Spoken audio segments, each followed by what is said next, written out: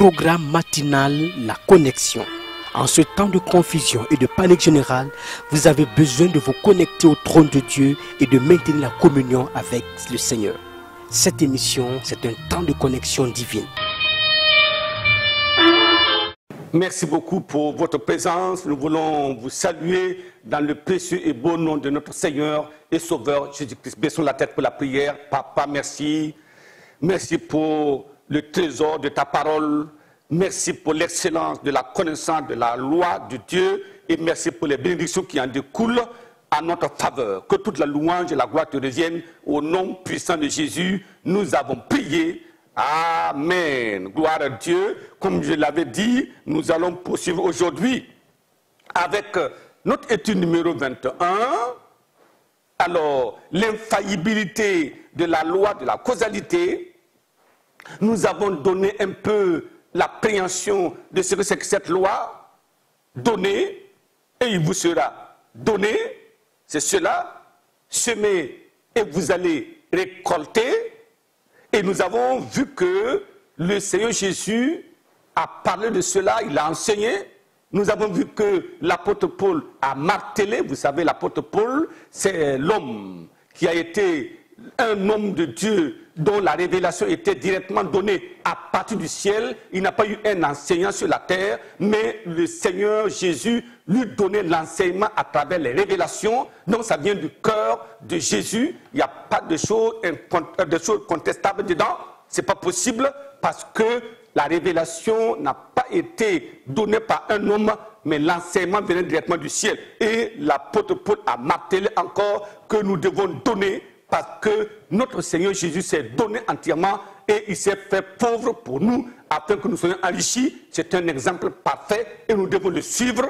Et nous avons vu le premier point qui était la manipulation des Saintes Écritures par des hommes au dessein inavoué. Aujourd'hui, nous continuons avec le deuxième point, les malédictions qui attendent ceux qui tordent la parole de Dieu. Et nous allons terminer avec la troisième partie, la manière de donner et la proportionnalité qui attire la faveur de Dieu. Regardons le deuxième point, les malédictions qui attendent ceux qui tordent la parole de Dieu. Actes des apôtres, chapitre 8. Nous lisons le verset 20.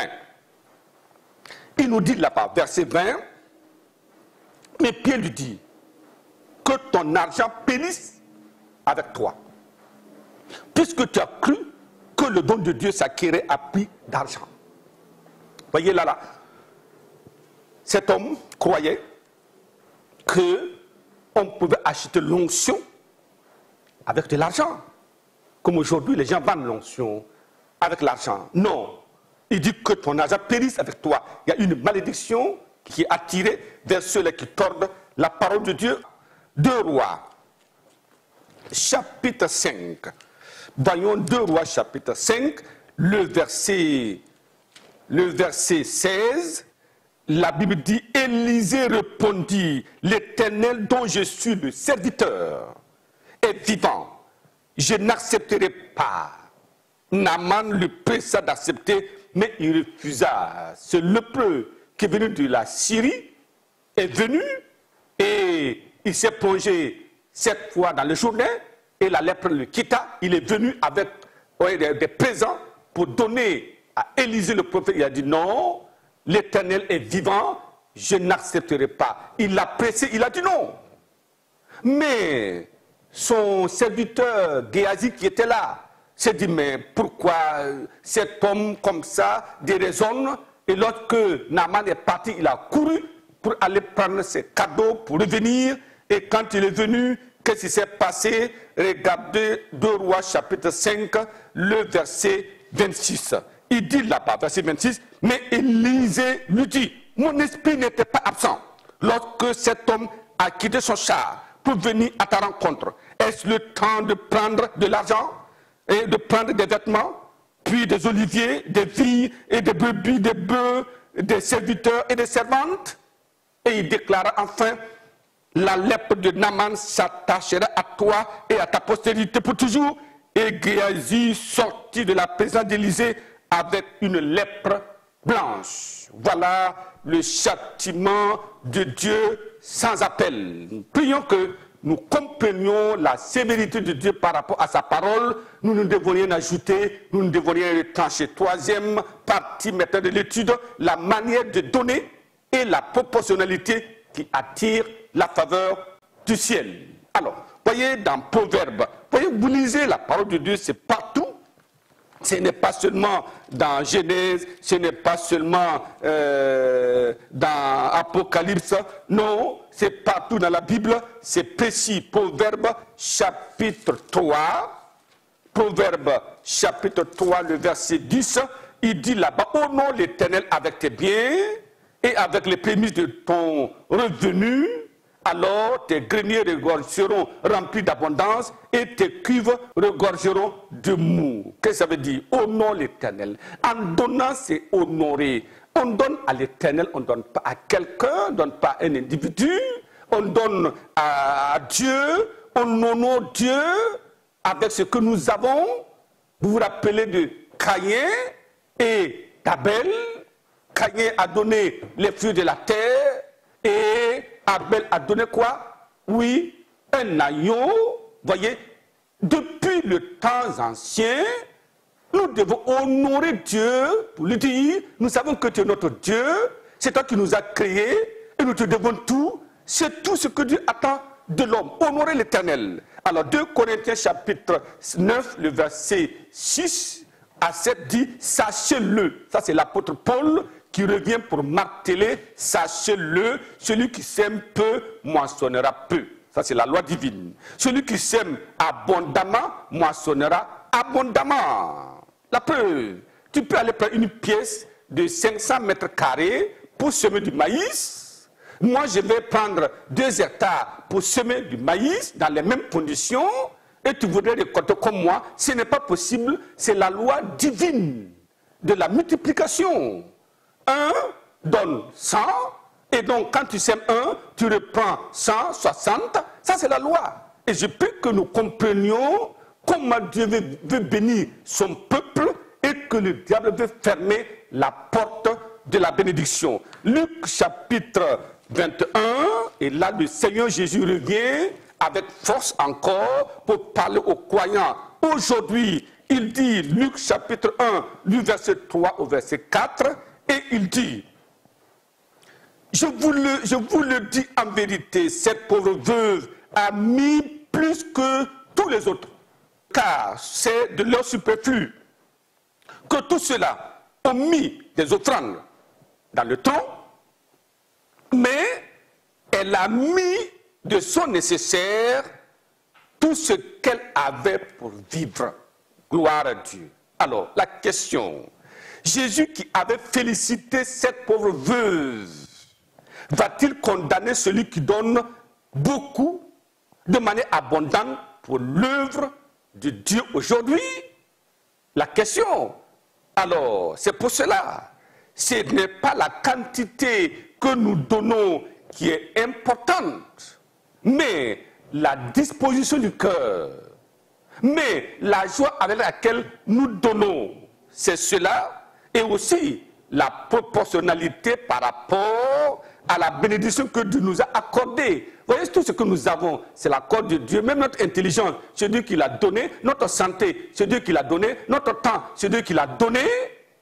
Alors, nous devons comprendre cela. Qu'est-ce que nous donnons? Vous voyez, souvent, les gens ne comprennent pas. Quand c'est à Dieu, on donne l'incroyable. Non, honorer l'Éternel avec nos biens, c'est tellement important.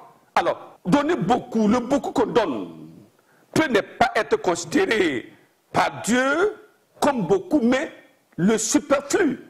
C'est ce que Jésus a dit. C'est celui-là, ils ont donné beaucoup, apparemment aux yeux des hommes, mais c'était un superflu, c'est le restant inutile qui ne leur sert à rien, qu'ils ont donné. Mais par rapport à la pauvre veuve, ça c'était une quantité extraordinaire. Nous devons comprendre quel est le degré de la bénédiction que Dieu nous a donnée et comprendre que Dieu voudrait que nous l'honorions avec cela. Je prie que la grâce de Dieu nous soit accordée au nom de Jésus. Donner à Dieu n'est pas une doctrine des hommes. Dieu voudrait voir les marques de notre gratitude. Il voudrait voir l'honneur que nous donnons à Dieu.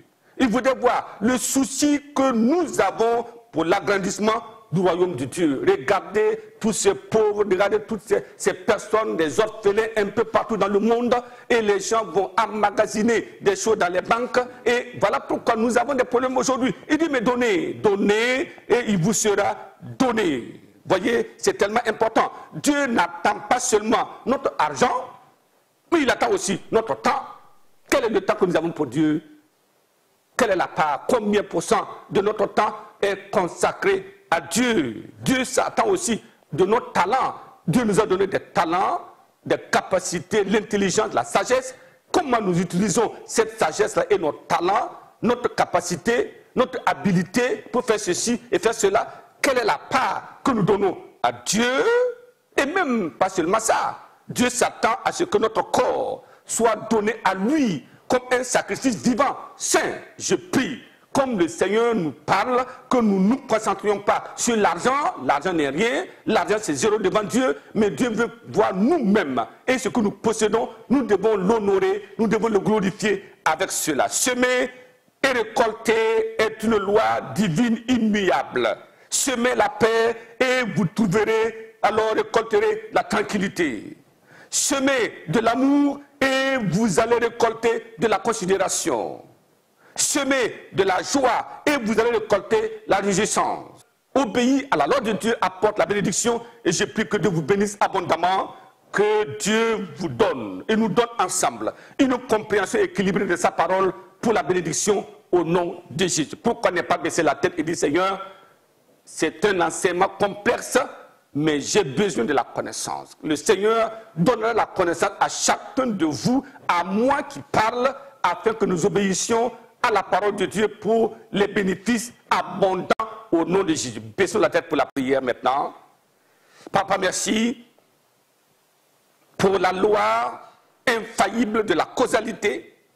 Je prie, comme nous écoutons, comme nous parlons, que nous ayons la foi pour obéir au nom de Jésus, que tout ce qui est avarice, parce que c'est cela, emmagasiner, oh Dieu, je prie que l'égoïsme disparaisse des vies au nom de Jésus, mais que la bonté, la bénédicité, oh je prie que tu fasses de chacun des débonnaires au nom de Jésus. Donnez dans votre maison, donnez autour de votre maison, donnez au village, donnez par-ci, donnez à ceux qui en ont besoin, et vous verrez, vous semez l'abondance va vous surprendre au nom de Jésus. Que toute la louange et la gloire te soient données, Seigneur, parce que les gens vont donner pour ta maison, pour construire des églises, pour soutenir des enseignants, pour organiser des programmes, afin que la multitude entende ta parole comme il le faut. Que la bénédiction descende du ciel pour chacun au nom de Jésus. Père, merci pour la réponse.